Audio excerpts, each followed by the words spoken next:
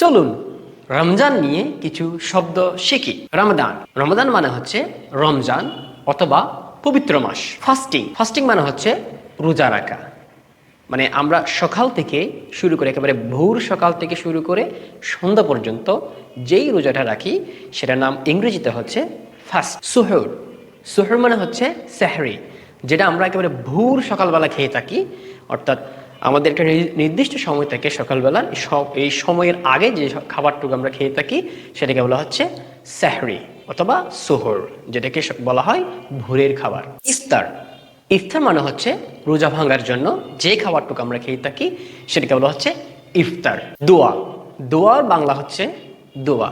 আর দোয়া আমরা জানি সৃষ্টিকর্তার কাছে কোনো কিছু চাওয়া কিংবা প্রার্থনা করা। তারাবি, তারাবি মানে হচ্ছে তারাবি নামাজ। আমরা রাতে যে 20 রাকাত নামাজ পড়ে থাকি সেটা হচ্ছে তারাবি। চ্যারিটি, চ্যারিটি মানে হচ্ছে জাকাত, এবং যেটার বাংলা হচ্ছে দান করা। তাহলে চ্যারিটি, জাকাত, আর এটার বাংলা হচ্ছে আপনার দান করা।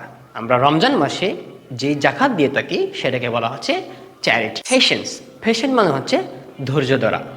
যেমন আমরা রমজানে বেশি বেশি ধৈর্য ধারণ করে থাকি। গ্র্যাটিটিউড, গ্র্যাটিটিউড মানে হচ্ছে কৃতজ্ঞতা।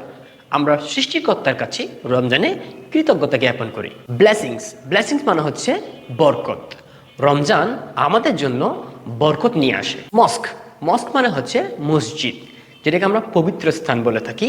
তাহলে মস্ক মানে হচ্ছে মসজিদ, যেখানে মুসলমানরা নামাজ পড়ে থাকেন বা প্রার্থনা করে থাকেন। স্পিরিচুয়াল, স্পিরিচুয়াল মানে হচ্ছে আধ্যাত্মিক। রমজান একটি আধ্যাত্মিক মাস। ঈদ, ঈদ মানে হচ্ছে খুশির দিন। তাহলে রমজানের শেষে আমাদের একটা ঈদ আসে যেটার নাম হচ্ছে ঈদ উল ফিতর। ঈদ উল ফিতরের দিন আমরা সবাই আনন্দ ভাগাভাগি করে থাকি। রমজান মুবারক everyone, thank you for watching.